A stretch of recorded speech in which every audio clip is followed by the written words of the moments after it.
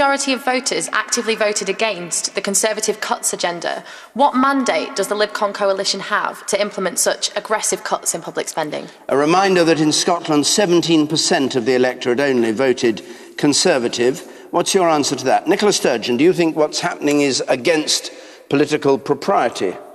I don't think the majority of people in this country, although they recognise the dreadful economic mess that is Labour's legacy, I don't think they appreciate the relish and the glee with which the Tories appear to be wanting to cut public spending, raise taxes and, in my view, hit the poorest and most vulnerable in our society. What about the Liberal Democrats sitting here? Well, I was coming on to Liberal Democrats because I think they've come up with a clever ruse. They've put the Liberal Democrats up as their fig leaf and the ones that have to be the public face of the cuts. Frankly, what the Liberal Democrats are getting out of that deal, I'm not quite so sure.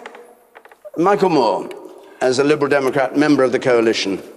Well, I mean, here in Scotland, all parties are used to being minorities, as Nicola will know herself from the government of which she is a part here in Edinburgh.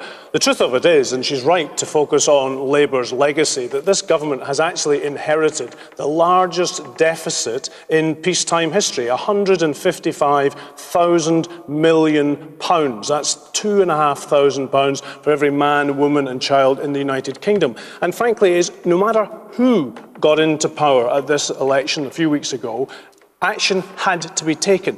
And the worry is that if we don't do it, then we will be in real trouble with international financial markets and we will have no chance at all of turning what is at the moment a fairly fragile recovery into something sustainable and long-term. And what we're committed to is ensuring that we tackle the underlying problems with public finances, that we get the economy going back on the right footing, and that we put fairness at the heart of that. But it was only the Tories who said they were going to do it on this scale. That's the point of Stevie Wise's question. Well, majority, 17% of Scotland voted Tory, and these measures are Tory measures which the Liberal Democrats have subscribed to, not which you didn't campaign for these cuts, did you? We campaigned recognising, on this scale. We campaigned recognising, unlike perhaps the Labour Party and others, that there was a very serious problem with the public finances which had to be tackled. The other factor is that in the course of this year, we have seen that governments across Europe and across the world who have failed to tackle this themselves have actually had international action taken to get them sorted out. We've seen in Greece and elsewhere real problems emerging from governments that don't actually tackle the underlying problems. If we don't do it, our interest rates will go up. That will mean higher costs for individuals, higher costs for government, more businesses going out of business, and that would be very, very bad news for the United Kingdom as a whole.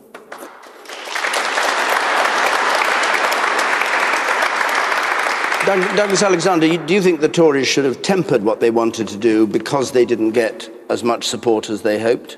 Or do you think they were right to go into coalition and do what they have done? I'm disappointed, but I'm not surprised by the approach the Conservatives have taken. I don't think the Conservatives can believe their luck.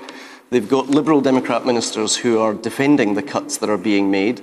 The cuts are being called coalition cuts and not Conservative cuts. And yet the truth is, it's a matter of choice.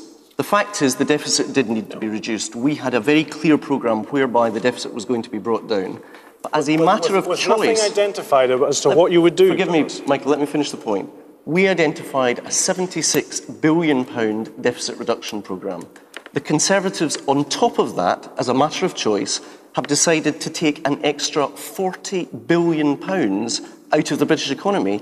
And that means there will be lower growth. The OECD and the IMF have only just confirmed that growth will be lower this year. It means there will be higher unemployment. Sorry, the question wasn't about that. The question was about whether they have a mandate to do this. I don't think Michael's got any mandate at all. He's turned there is no himself into mandate the human shield for the Conservative Party. We've got a number of people who want to intervene on this. Let's tee up and then. You first of all. Yes? Yeah, I think everybody's agreed that there needs to be cuts to decrease the deficit, but I think the problem also is what is the coalition's plan to increase growth? Because I think you can cut, but if you're not having growth in the economy, then your cuts aren't really going to matter. And the man in the second row, you sir.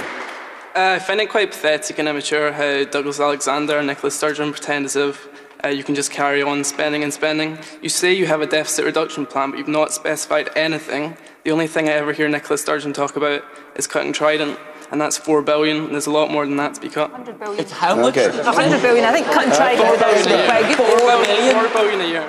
Over 20. Edburn?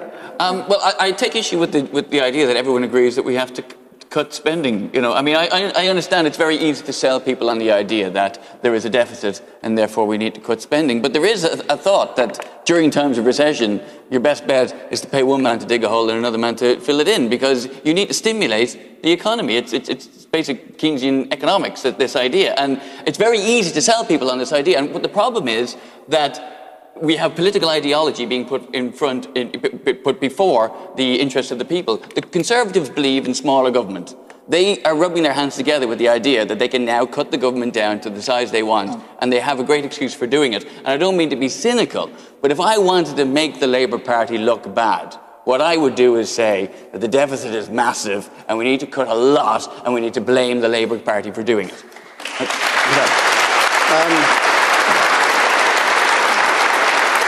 Michael Forsyth, to remind you of the question is, what mandate does the coalition have to do this? Given in Scotland, a reminder, the Tories got 17% of the popular vote. And you have an audience in Scotland here. No unionist can argue that there isn't a mandate. It's a perfectly legitimate argument for a nationalist to put.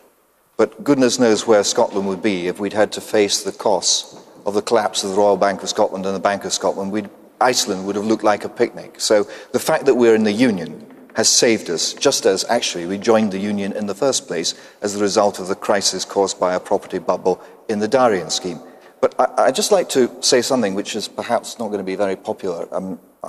Be brave, Michael, be brave. Okay. Well, I mean, I thought the general election campaign was a complete farce. Everybody was arguing about £6 billion of expenditure. Tonight we're talking about the deficit. The deficit is just the rate at which the debt is increasing. Our debt doubled during the Labour government to just over £700 billion. It is set to double again during the course of this Parliament to £1.3 trillion. Now, I don't know about you, I find £1.3 trillion quite a difficult number to work out. But I can tell you, if you start counting it now at one every second, it will take you 46,000 years to get there.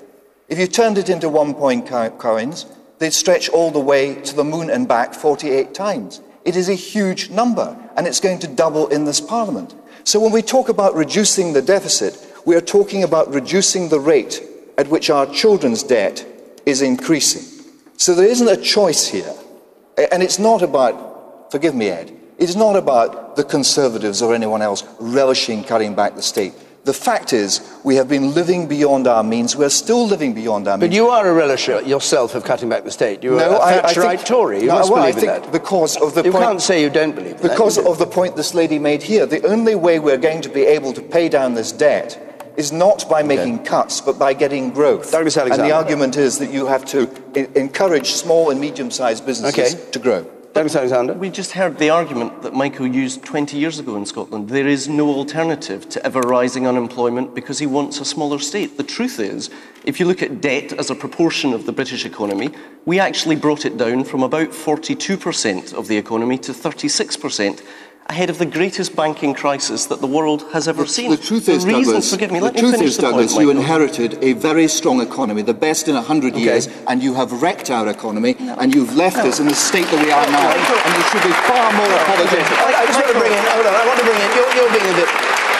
You're being strangely silent, Michael Moore, while the Tories and Labour fight this one out. You're in the coalition too. Well, what's your position? Gobsmacked at Douglas's answer, as if there's some idea that this is about ideology, and there's not. The most serious crisis in the British finances, which you cause, Labour's legacy is a deficit of £155,000 million. Not quite as big as the number Michael was using a minute or two ago, but one that should scare everyone rigid. And as Michael says, that is the gap between taxes and spending every year, and we've got to do something about it. And to pretend otherwise is frankly dishonest. Let's hear from more members of the audience, and I'll come back to you. The woman in pink at the very back there.